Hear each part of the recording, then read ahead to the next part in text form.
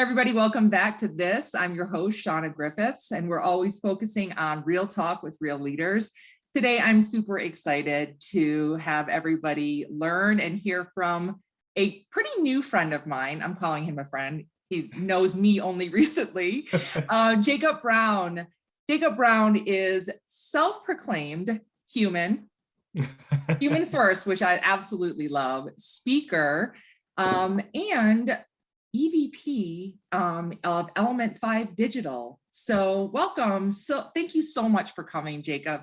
No, thank you for allowing me. I'm honored. I've been excited about this podcast, and I'm looking forward to the conversation as well. Yeah, it was so funny when we were talking a little bit earlier today. I was like, the man, the myth, the legend. Like, I've been watching you and I feel like I know you. You have such an incredible feed on LinkedIn that really hit me at a time when I needed impact. I think, I had lost my job in a COVID layoff. Yeah. And your mantra of fail forward was like a beacon for me. So I am one of the people whose lives that you have impacted. So that's why I have wanted you to come on here and share about your story. Your evolution is just incredible. And I love how open you are about it. So, some of these posts I see, you went from college to the pros in football, employee, entrepreneur, kind of this back and forth, which is awesome. Homeless to absolutely thriving. And your just openness about all of it is incredible. Your public speaking, which has evolved, and with TEDx and everything. And then your current role as EVP at Element 5. So tell us like, what's it been like? Talk to us about your evolution. Yeah, it's funny because fail forward, as you know, is not just a hashtag that I use, right? So I think back in 2018, I woke up, I think it was early January, and I realized that I had gotten myself to a point of failure and success and homelessness and thriving and, the back and forth of pushing through life. I got myself to a point where I was like, I'm ready to start talking about this. And I'm ready to start sharing how I got here, why I did the things I did, and how I might be able to help other people do the same thing. Because I know I'm not the only one that's going through this, right? So that is one reason why I'm able to be so open and so honest about my successes, my failures, my struggles, right? Because I know that other people are going through these same things. And I know when I was hiding those things and I was keeping them to myself, how hard that was, and it's funny because as transparent as I am on LinkedIn, a lot of people are like, why are you so open and honest on LinkedIn? Aren't you worried about finding a job or getting a job later? I'm like, no, because honestly, if someone does not like the content that I post and the things I talk about on LinkedIn, that I don't want to work with or for them anyway. Absolutely. Right? Absolutely. So that's kind of where I'm at. And I've gone, from playing college football to going to the NFL, to getting cut, to making $9 an hour from a CNC machine place, to getting laid off from there because of the economic downturn, to, going and working for another machine shop for 2 years while being that entrepreneur and, designing websites and designing logos for companies and trying to grow some sort of portfolio so I can get into the industry that I was going to school for, which was graphic and web design, right? I did not get a degree because I left early to go train for the NFL. So I was already behind in that aspect and also had no experience, right? So, but that didn't stop me from at least getting my foot in the door. And I always tell people, never forget the people that took a chance on you, right? We often get to ourselves to a point where we're like, oh, you need to pull yourself up by your own bootstraps. It's like, you didn't do that. You had someone help you, right? Someone opened the door for you. Somebody sent that elevator back down to you. So you should do the same thing and have the same type of empathy and compassion for other people that are trying to do the right thing, the right way, and trying to get to where you are. So that is a part of failing forward. As I've failed in my life. I've done things that I'm not proud of. I've gone through things that I'm not happy about, but I know that those are the things that have built me as a man and as a leader and now as a speaker. So fail forward. Yeah, absolutely. It's so funny because I often talk about like many of us do suffer similarly, and it Yeah, crosses gender and race and all of these elements. And there are these things that we go through. And you're so right. The hiding of it, the secrecy of it, the shame, right, yeah, is it actually we hold ourselves back by that. And yep, the more we can talk about it and articulate that yes, experience, we're helping, I think what is helpful in our own healing. absolutely.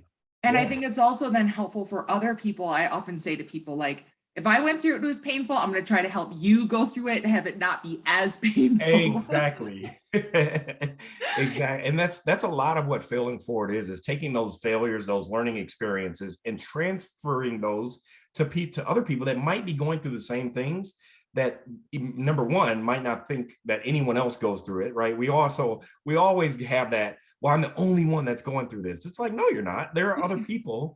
And the more honest other people are about their struggles, then the easier it'll be for those that are, feel like they're alone. So, because they're not. No, you're so right. And so I'm going to give a couple examples as we go through this today. I'm going to actually also sound like an absolute stalker of yours. I kind of am, but it's great. It's really great content. So I saw something recently that you put out about imposter syndrome. Yeah. And it's so great what you talk about there. So give the audience your take on imposter syndrome, because let me tell you what, I can pretty much guarantee everybody who's listening to this, definitely me, goes through it Yep. pretty, on the regular. Yeah. Yeah. I thought about this, and it just literally hit me a few weeks ago when I started to talk about imposter syndrome. And I want you and the audience to know that all of my posts, all of the things that I talk about in my posts, I am literally speaking to myself.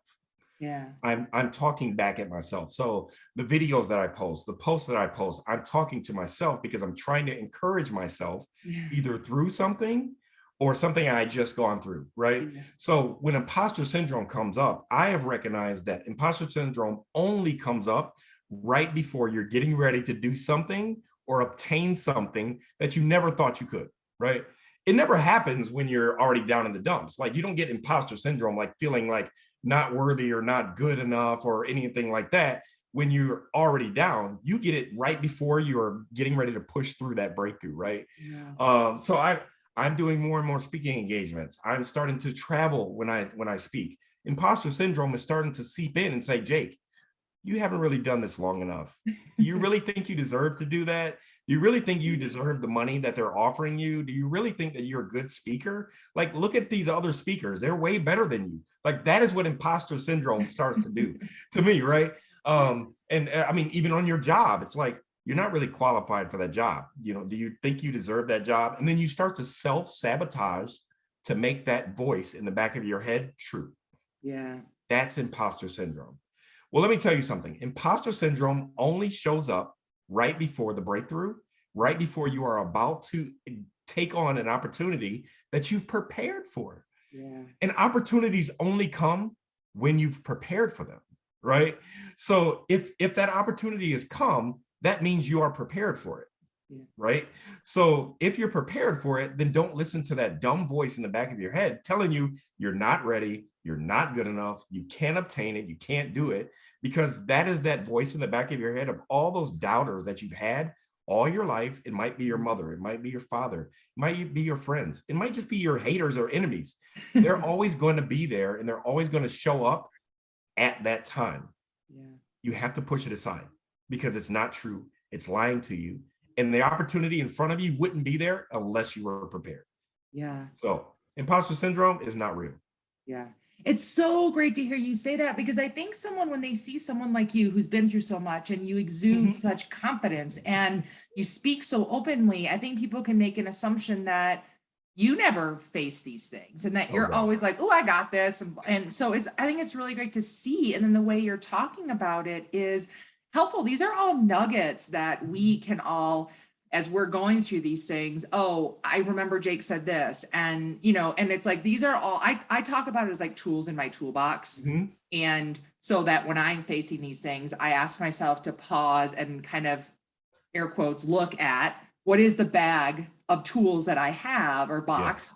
And to your point, it's like, because I prepared myself and it's like, oh, I've done this, so I actually do know what the heck I'm doing, you know? And so I think as we're talking about it, it's really great for people to hear it, see it, and then remember that they actually do have those tools. They have done the preparation. Yeah. So one thing about that, and you mentioned that most people might look at me and say, well, he's done all of these things and he's so positive, he's so inspirational. How can he feel those feelings? Well, that is the number one reason why I have my title, human being, right? Yeah. I am a human being. I'm going to go through those emotions. I'm going to go through those temptations. I'm going to go through those doubts and feelings of failure. That is life, right? One of the most powerful videos I've ever seen is an Elon Musk video. Elon Musk is one of the most successful, richest people in the world. And anyone that sees him might think he's infallible. They might think he's just unbreakable. Well, someone asked him in an interview, they said, Elon, how hard was it? How hard was it to get through these last 10 years? And tears came to his eyes. Wow. He said, listen, there were times where I would sleep in the office because I didn't think we would be able to launch Tesla. I didn't think we would be able to make this vehicle work. And of all the time and energy and money that I put into it, I still got to a point where I did not think it could work, but I wasn't going to give up. And he's crying. He's crying, right? This is a man that literally sent a spaceship into space, right? Yeah. He is incredibly smart. He is incredibly talented, and he is a hardworking person. But guess what? That showed me that Elon Musk, one of the richest men in the world, is human. Yeah. He's human, right? And to be able to see him be vulnerable enough, whether he wanted to or not, because I could tell that he was really feeling these feelings and remembering those times of hardship, it made me understand that he is just a man. Yeah. He's human, just like I am. He has feelings just like I do, and he is failing forward. Yeah. Period. Yeah, absolutely. It's funny. I love that. And, you know, when I saw that you have that in your title, it just gave me this kind of like an exhale almost, because I often talk about, like, you know what, folks, I'm human. Like, if you screw up, if, you know, that kind of thing, it's like, I'm not perfect either. None of us are. And so we are going to, it's like, I think sometimes when we set ourselves up for these expectations of perfection, again, that's like where self-sabotage comes into play. And when we remind ourselves, I'm human, it's okay to your point, fail forward. I'm going to put all myself into it, and I may or may not be successful here. And, you know, really embracing that, I think, gives people a bit of a pressure, like a release valve. And, you know, I just think it can be so helpful, because none of it's easy, right? No, none of it is easy. And I think you said something that caught my attention in terms of, you're not perfect, right? And it's like an exhale when you saw human being. Yeah.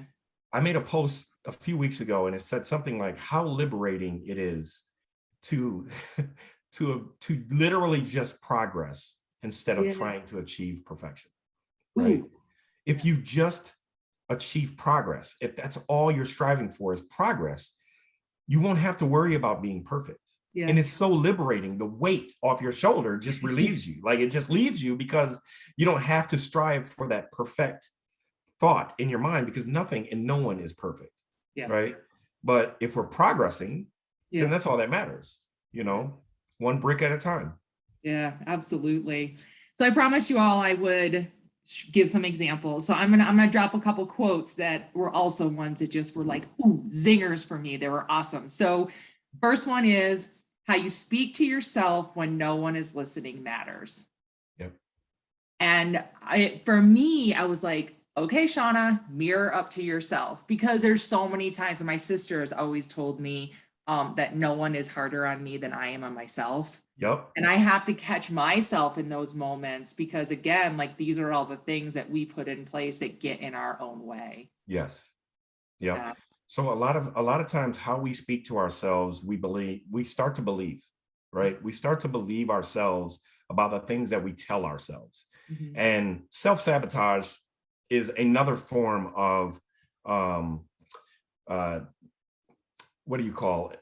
self-sabotage is literally another form of stopping yourself or self-causing your failure, right? Mm-hmm. We can self-sabotage our way into failure because we don't think we believe something, right? That imposter syndrome, we don't believe that we deserve something, or we don't believe we can achieve something. So we will self-sabotage ourselves and talk ourselves into believing that, right? So then when it happens or becomes reality, you're like, oh yeah, I knew that was going to happen anyway. You know, I knew that was going to happen anyway. Well, it happened because, like Henry Ford said, whether you believe you can or believe you cannot, you're right. Right? If you believe you can do something, you're probably right. If you believe you can't, you're going to make sure you're right. Right? So how you talk to yourself when no one else is listening is very important, because we have to literally speak in what we seek to ourselves, and then speak it until you see what you said. That's one of my other favorite quotes. I love that one. Say it again. Say it again. So Chris Gardner from The Pursuit of Happiness. He's who Will Smith was playing in Pursuit of Happiness. Chris Gardner. He's a real person. He's a businessman, but he was homeless, taking care of his son, until he got into the stock market and the financial system, where he has literally created a huge portfolio of finance, and he's incredible. But one of the things that he said was to speak what you seek until you see what you've said. Because if you start to speak, people don't understand how powerful their tongue is, right? They don't understand how powerful their words are. Words matter. So the more that you speak to yourself in a positive fashion, the more you speak in a positive fashion in the world, in the atmosphere, the more that you speak the things that you seek, the more you're going to see what you've said, whether it's good or whether it's bad. That is the truth right there. It's incredible. So, all right. So I'm going to go to the next one. I love this one too. So you had purpose before anyone had an opinion. Oh yeah. Ooh, oh yeah. Give it to us. Where's that one from? Let me tell you what, man. It takes people a while to figure out what their purpose is, right? And once they find their purpose, they have to make a decision if they're going to step into it or if they're going to listen to the doubters, right? So someone told me a long time ago, Jake, you need to be inspirational and motivational speaking. You need to do that. You are a positive person. You're always speaking life into people. You're encouraging. You build people up. You need to be talking and doing these things. Well, this was a couple of years ago, and I was like, pish posh, I'm not doing that. I am not Tony Robbins. I'm not Eric Thomas. I'm not doing that, right?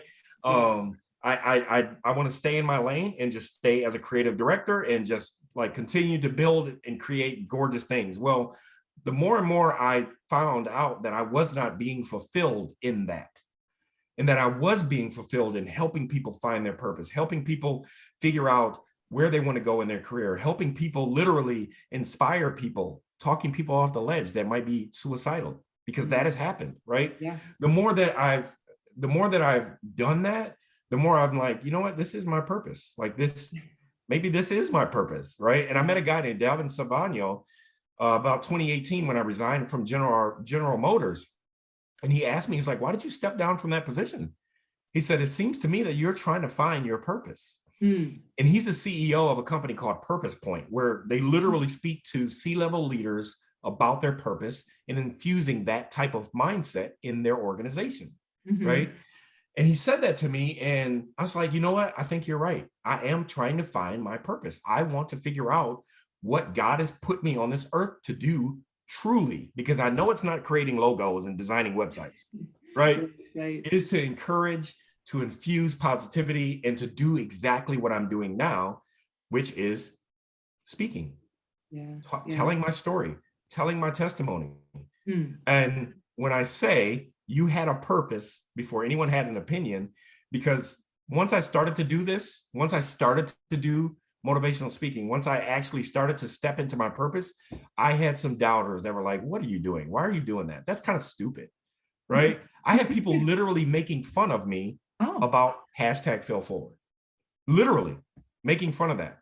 And some of these same people have come back to me now, and now that they see what's happening with the trajectory of what's going on with my career, and they're encouraging me now. Right? I had a purpose well before they had an opinion. Right? And my purpose doesn't stop just because someone has an opinion. There are going to be people that are going to look at you and they're going to say, why are you doing what you're doing? That's not really going to be beneficial for you. It's not financially savvy, you know, but your purpose will literally make room for you. Everyone has a gift. Everyone has a gift. So whatever your gift is something that you can do without much effort. Whatever you can do without much effort, and whatever you would do even without being paid, because you're passionate about it. You love doing it.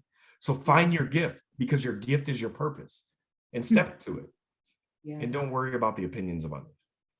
It's so true. And I just want to pause for a second, because I think there's more and more people, as I've heard in the last like numerous years, get into this, what's your purpose? What's your purpose? And I think that there is almost this expectation that, I mean, if there are people who are early on in their careers, or people who they're not there yet, no matter what the age is.